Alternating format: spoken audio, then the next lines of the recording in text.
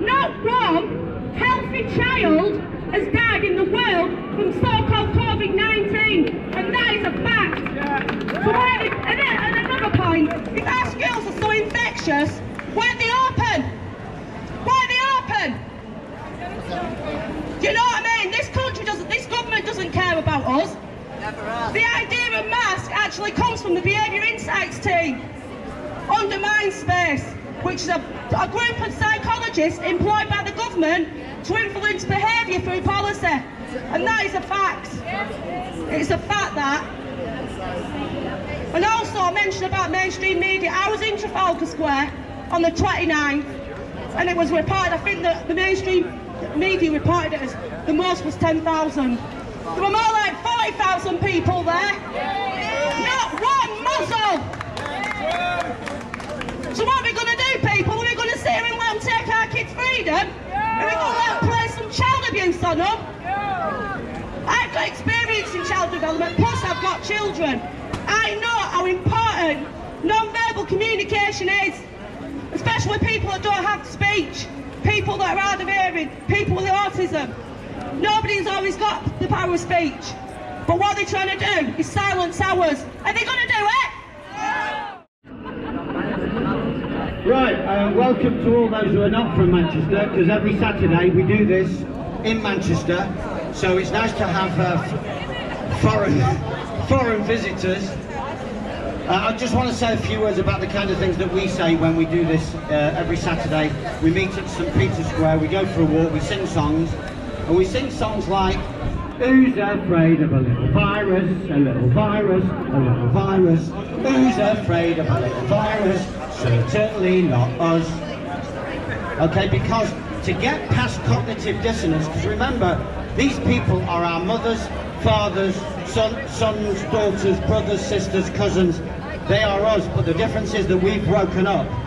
They're still asleep because they're still watching BBC, ITV, they're still reading the press. They still believe that the government has their best interests at heart. The same government that went off to Iraq in search of weapons of mass destruction, knowing full well that there was no weapons of mass destruction. We don't protest as they did against the Iraq invasion. We don't protest because protesting is done by children, and we're not children, are we? Do I have any children here? No. Yeah, we're grown-ups. Grown-ups are sovereigns who make sovereign decisions, such as not wearing a mask. Why do I not wear a mask? Because I know that it's not good for my health. God gave me a set of lungs and some fresh air. Why on earth would I put something that stops the process of breathing in fresh air? It doesn't make sense. The second wave is going to come from people who've been wearing a mask and have breathed in all the plastic particles from the mask. They've breathed in their own bacteria that they're trying to get rid of, that get stuck in the mask. They breathe it back in, and they're going to get oxygen deficiency, which is hypoxia. They're going to get carbon dioxide toxicity, which is hypercapnia, and they're going to fall ill. And guess what? It's going to look like what they call COVID. I'm David. It's also going to oxygen to the brain. Oxygen to the brain. That's right, and oxygen is your key fuel that keeps the brain ticking over. Germ theory, infectious disease theory, Pasteur and the big pharma took that model because they thought, hang on, we can make a nice buck out of this. We can make, not a buck as in something you read, but dollars. We can make big dollars out of this. So they took that theory on, trained the doctors in that nonsense, and all other alternative theories were brushed aside, including homeopathy, naturopathy, and the disease and the terrain theory, which says that disease starts and ends in.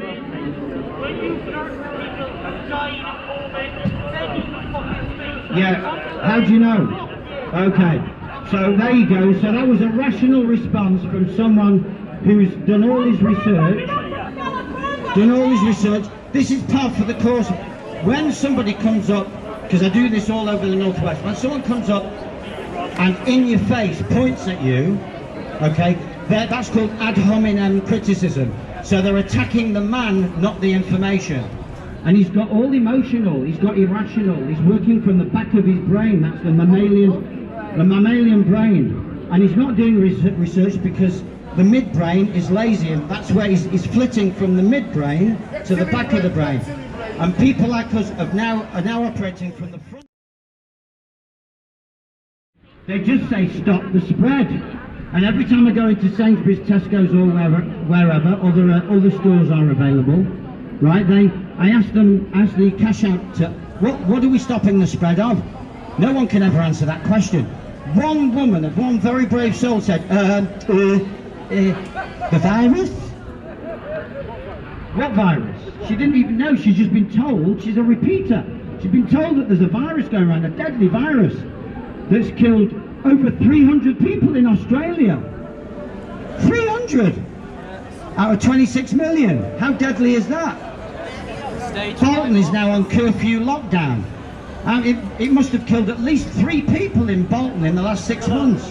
Wow.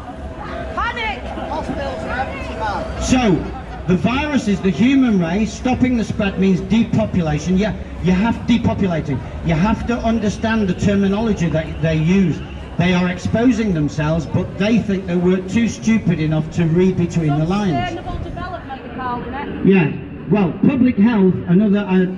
I teach this in seminars, but public health, if you know your way around legalese, public health translates as profitability. So when they're taking measures for reasons of public health, it's to do with an economic reset, and they're making sure that the big companies get bigger and the little companies get shouldered out. So, just to sum up, the virus is the human race, so we're depopulating the human race. We're going to use the vaccine to help do that. They've been depopulating for years. Sterilisation, yeah, they've been sterilising. They've been experimenting all around the world. They've experimented on all the ethnicities that they didn't fancy propagating. They've cut down the population in certain parts of Africa and India, yeah.